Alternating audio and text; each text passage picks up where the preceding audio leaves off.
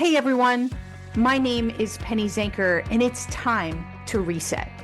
This podcast goes beyond just navigating change. It's about new ways of thinking about how you can approach challenges, how you can shift your mindset when needed, create some space and grace for yourself so that you can rethink, recharge, and reprioritize when and where needed.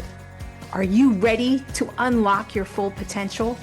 Thank you for hitting play and sharing this next episode with me. It's time to reset. Welcome, welcome, welcome. So glad to have you all here. Today, we're going to talk about how we can, scale things, how we can automate things in our life and how we need to think in order to do that, to create processes, to make things easier for ourselves so that we can spend more time on the things that really matter to us or matter to growing the business or helping and supporting our team or our family. That's really where we want to be spending more time. And today with AI, that's all the rage and all the discussion. And today I'm excited to talk with Karen King. She is a visionary entrepreneur, a world traveler. She told me she's been traveling for over 10 years, I think. And she is the founder of Gold Star Pro, a platform and coaching program designed to help solopreneurs and coaches to build scalable, location-independent businesses. She has over a decade of experience in technology coaching and marketing, and she specializes in simplifying business automation so that her clients can focus on creating freedom and not just revenue. And just like I just mentioned, it doesn't matter. You don't need to be an entrepreneur or a solopreneur in order to get something out of this. This is also, we're going to be talking about a way of thinking about things so that you can work smarter. And who doesn't want to do that, right? So Karen, welcome to the show. Thank you so much for having me with you today. And, I love that you said you're in Mexico and that you've been traveling for 10 years. I think we're all like, oh, that sounds so wonderful. And with us working from home more often and some people all the time, it does give us the flexibility to do that. I mean, 10 years ago, it wasn't a big thing. So what's your story? What was the reset moment? Because, I call this time to reset. What was the reset moment that you said, I can live anywhere and work anywhere, and I'm going to do just that? We had our reset moment was literally my daughter coming home from kindergarten. She was, I think, 3 or 4 at that time. And it was Mother's Day, and she'd made me a painting. And with the help of a teacher, she'd written on there, my mum's favorite thing to do on the weekend is sleep. And I saw it and, it sounds cute, but it actually broke my heart because it just made me realize that I had life completely out of whack, so to speak. And it could be one worse thing, by the way. It could have been, I thought you were going to say work. Yeah. So I'm sure that you're sleeping because you were working too much, maybe, but at least it's a little better than work. But anyway. Absolutely. No, all good. Absolutely. And that was the problem. I was in my own business, a bricks and mortar cake decorating business, working 6 days a week, long hours. And by Sunday, I was so exhausted that all I did was just kind of, catch up on some sleep. And really, it made me realize that I really wasn't living life as opposed to just, getting by and doing what I had to do. We now call it our Groundhog Day existence. And so that was our big reset moment. We said, you know what, we've got to change something here. So we took a break from the business. We put everything on hold for a little while and we took a 7-week vacation. And it was during that time that I discovered the 4-Hour Workweek by Tim Ferriss. And in all honesty, I only got the first chapter into it, but I learned the words location independence. Of course, living anywhere, working online so that you can live anywhere. And of course, the next question from there was how do we educate the children? And that became, the answer to that was world schooling. And so in 2014, 2015, we sold everything that we owned. And in 2016, we started traveling the world full time. So wow. Big reset moment. I want to, a big one. And I tell people it doesn't always have to be the big ones. Like reset moments can be the little reflections every single day, right? Absolutely. Just help us to be a better person, to show up better in our lives or in other people's lives. There's lots of smaller and bigger reset moments. But one of the things that people struggle with, and, that's a big, to take 7 weeks vacation and decide to do that. How did you give yourself permission? And for the people who are listening, right? So maybe that's not even a possibility for them, but even to take a vacation or go away for a weekend, like how did you give yourself permission to do that? Because I think that is the step that is missing for a lot of people. Absolutely. And for me, I had started to get a little bit worried about my health because I was working really long hours. I was very, very stressed. And when this present came home, it really made me stop and think about everything that I was doing. And I realized I was working too hard. Life just was completely unbalanced. And so for me, it was a matter of I had to make changes because I think I'd had a number of people around me diagnosed with cancer and that was starting to weigh on my mind because I wasn't looking after myself properly. And so it was more of a matter of I had to. I was not spending any time with my kids. My husband and I were arguing all the time, like everything was out of balance. And that was really just the breaking point or the tipping point, so to speak, where I said, you know what, something's got to change. And so we just wanted to step back from all of this. I put my business on hold, took the kids out of school for a little while, and we just said, you know what, let's just get away from all of this and figure out what we want life to be. And never in a million years did I expect that to be travel full time. When I was reading The 4 Hour Workweek, he asked, if money was no object, what would you do with the rest of your life? And I wrote down travel, which I thought was hilarious because as if you could travel full time, and help people. But beyond that, I was so out of touch with what I enjoyed to do. I just sat there and stared at a blank page. It was a question. I think nonetheless, even if it's a hard question, right? Because we are so ingrained in what we do every day and all of that and we do it so that we can make a living and all of that. So I think that's a brilliant question. He's a great question generator. Absolutely. And I think the thing is we grow up in a society where we're taught what to do to be happy. And, we all go through this process to live, the American dream or the Australian dream or whatever the case may be. We do these things. But for me, this was a matter of saying, well, hang on, I'm doing all these things. I've got the kids in school. I've got the cars. I've got the house that we built. Everything that society said I should do, I had kind of done, and I realized I wasn't happy. So it was at that point I said, you know what, something else has got to change because I don't want to be 80 looking back at my life thinking, wow, I've just wasted all that time. I missed the time with the kids. All of those things. I didn't want to have those regrets. Yeah, absolutely. And, you getting that picture, it's that, a lot of people have that sort of wake up call that there's something that triggers that wake up call. Maybe it's like getting their blood work or something like that. And I think what it does is it puts us in a heightened awareness. So now that thing happens. So now we're aware and we're reflecting. I encourage everybody who's listening, you don't have to hit rock bottom in order to reflect more and be clear on what you want and creating that sense of grounding. And, I think it's so important that we create what I call reset rhythms, right? Is that we step back. Like you said, I have a 3-step practice. It's step back, get perspective, and realign so that we can assess where we are and how we're off course. And we don't wait until we're like so far off course that we hit rock bottom. So tell us about, I don't know if you have anything else you want to say on that. And then I want to switch into some automation chatting. No, well, the big thing for me, the big transition for me was just working out what I wanted from life. And at that point in time, we heard about this, location independence, traveling the world.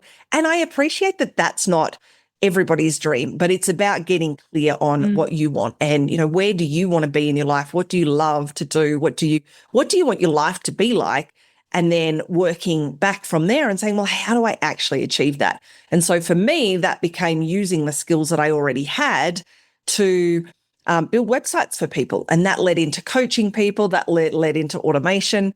And obviously that's where we are today. So automation is important, if you're going to, if you're going to work smarter, then automation is absolutely a key part of saving time, right? And doing things right without error as well, because automation can really be so much more effective than having a human do it.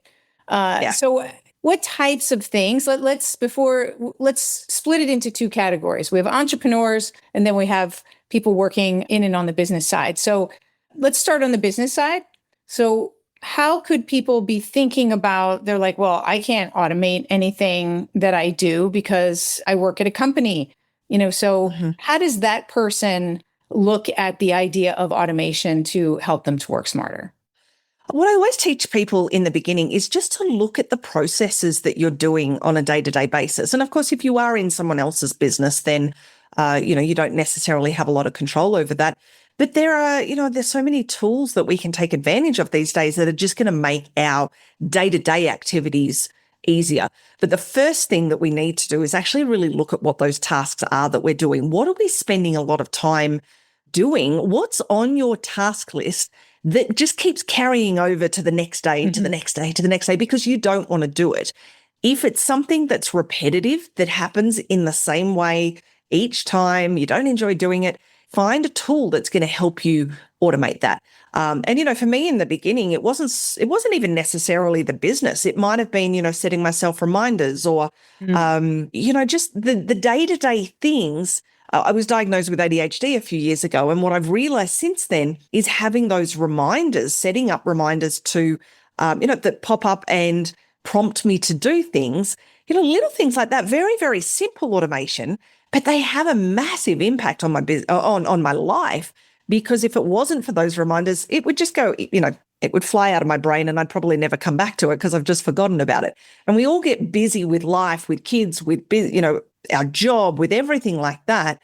So have a look at those tasks that are taking up your time and find a way to simplify those with the tools that are available.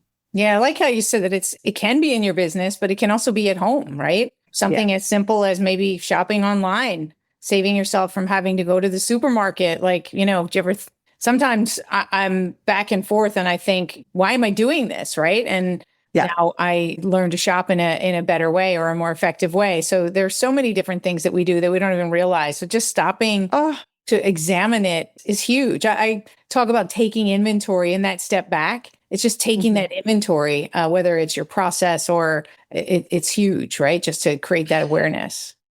Absolutely. One that we did as a family the other day, we went and used ChatGPT to automate our grocery shopping. We found all the recipes, maybe 30, 40 recipes that we love. We put them all into ChatGPT. And now once a week we go and we say, okay, I need 7 more recipes or 5 more recipes for the week ahead. And it will randomly choose those. We can, change them if we want to. But then we say, you know what, now give me the shopping list. And, we use that as a tool to speed that whole process up, because it's a really, it's a boring process. It takes a lot of time. But if you can use these tools, it can save considerable amount of time.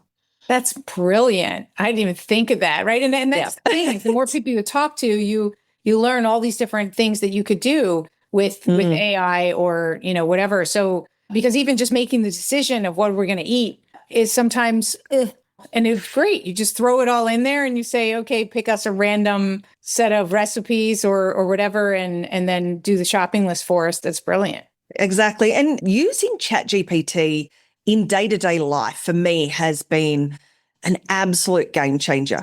So many different ways, like because you're using it as a tool that has a lot of knowledge. Of course, now it doesn't always get everything right. So I always, question it considerably. But using it as a tool to, maybe you don't know what you can simplify in life, but literally you can ask it and say, this is the problem I'm having. This is what I want to achieve. Help me figure out ways to do this. So ChatGPT, I think each of us in the family now has our own account because we use it that often. Yeah. And because it saves the memory and projects and all of these things, you can come backwards and forwards constantly and really use it as an incredible tool to help you in all sorts of different ways in your life. Absolutely. I use it multiple times a day. We started out having a joint account, and for the same reason, I had to kick everybody off because I'm like, I can't find my stuff, or it's saving their memory and then I'm out of memory, all this kind of stuff. So, yeah. And so let's come to so many different directions we could go in here, but coming back to the entrepreneur, right? So we said those are some things that maybe, is there a specific first place you would look if you were talking to an entrepreneur of where they can get the biggest lift or scalability from automating a specific process? Absolutely. And again, it comes back to understanding processes. The first task I get every new customer to go through is actually something that doesn't involve the tech or the software or any of that. It's literally to go through and map out all of the processes that you do. You know, we have so many different moving parts in our businesses, and too often, especially as entrepreneurs, because we always have a million and one ideas, too often we end up building a bit over here and building a little bit over there, and we end up with this kind of spider web that doesn't connect and doesn't work well.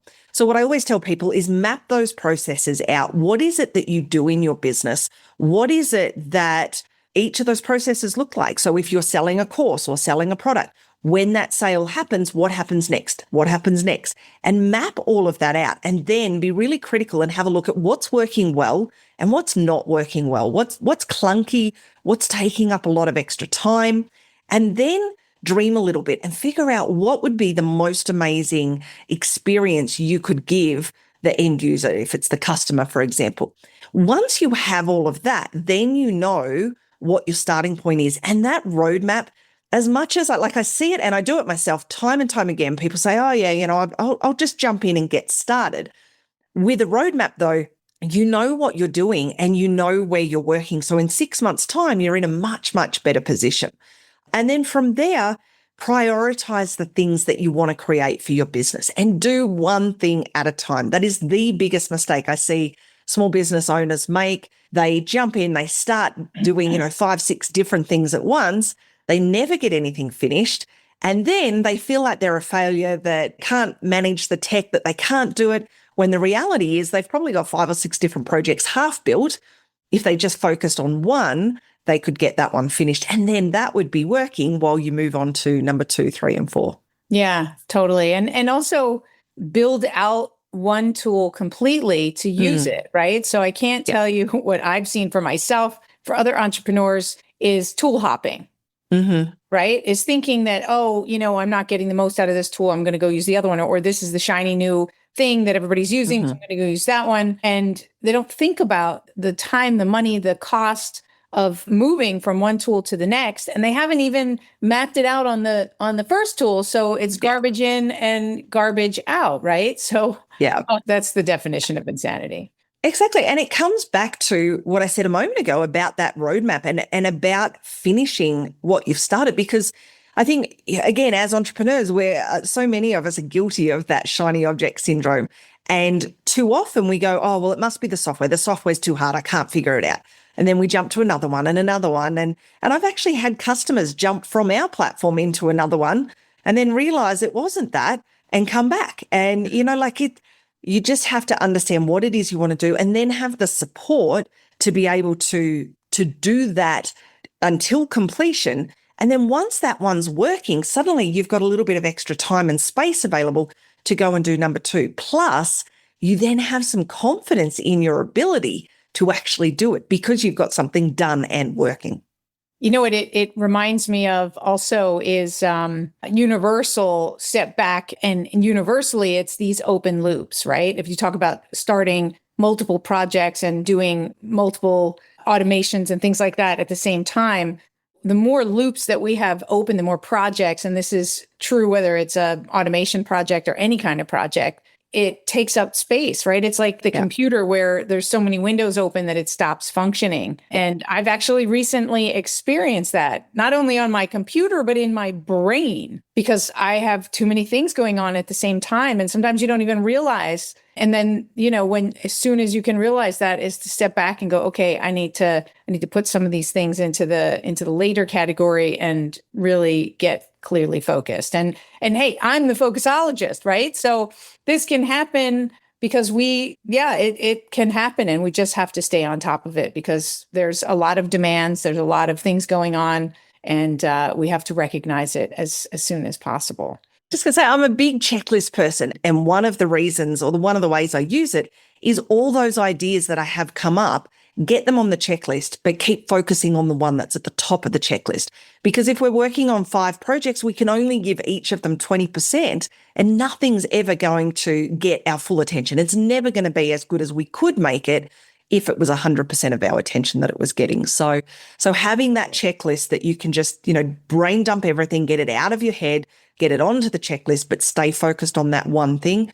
for me, and especially with my ADHD, like I am the queen of jumping all over the place, but that's been a massive, massive game changer for me in terms of being able to be even more productive. Yeah, absolutely. And I think today with the myriad of distractions that we have is that a lot of people are feeling those same symptoms, even if they're not diagnosed as such. Absolutely. So I want to go into sort of a lightning round around the time to reset, and then we'll ask you where people can find more about you. So just going through a couple quick questions. So what's one word that you would describe your life right now? Oh, I'd like to say freedom. Okay. That's the goal. You'd like to say, so maybe there's some work to be done there. Oh, there's always work to be done, but compared to where I was 10 years ago, yeah, absolutely. We have incredible freedom compared to what we had. One habit that changed your life. Time blocking my calendar. Something you've reset in the past month. My perfectionism. I'm the queen of perfectionism, but working on that too. I'm in recovery, I understand. A quote or mantra that you use to reset yourself. Life's too short for ordinary when extraordinary is an option. Like that. Sunrise or sunset? Ooh, sunset. And what song is your reset song? Break My Stride. It was a song that I used to listen to all the time when I was a sales rep in my 20s, and it just pulled me out of a bad mood and motivated me. So awesome. Favorite gift you like to give? Experiences. Me too. I like that. Memories. Awesome. Thank you so much. So where can people find out more about you and your platform and what you're doing, and find out how they can travel the world for their job? Absolutely. So Gold Star Pro is our platform. So it's an all-in-one software platform. You can find that at usegoldstar.com. We've also recently launched the Escapepreneur, which is designed to help people figure out how they can create a business online so that they can create a life they love. So just Google the Escapepreneur, or you can go to jointheescapeclub.com, which is our brand new $7 a month membership, which is designed to help people take those first steps. Awesome. Wonderful. Thank you so much for being here. Thank you so much for having me here. And thank you all. Whether you're struggling with open loops, you need to find ways to work smarter, to automate some of the things in your life, whether it's your recipes and how to go shopping, or whether it's something else in your business entirely. There are tools out there. We only spoke about ChatGPT and, of course, Gold Star Pro, but there's a lot of tools out there. But the key thing that we talked about was to create awareness, to take inventory first. Find out where you're spending your time, what's wasting your time, and those key questions, when you map out the things that you're doing, will help you take the next steps. So thank you all for being here. My name is Penny Zanker, and it's time to reset. Hey, thank you for spending this time with me. It really means a lot. If you're feeling a little off, distracted, overwhelmed, stuck, or just out of sync, remember that's your signal to reset. And that's all it takes, just recognizing one reset moment at a time. So stay tuned for more tips, tools, tricks, stories, strategies, all here on Time to Reset. We'll see you in the next episode.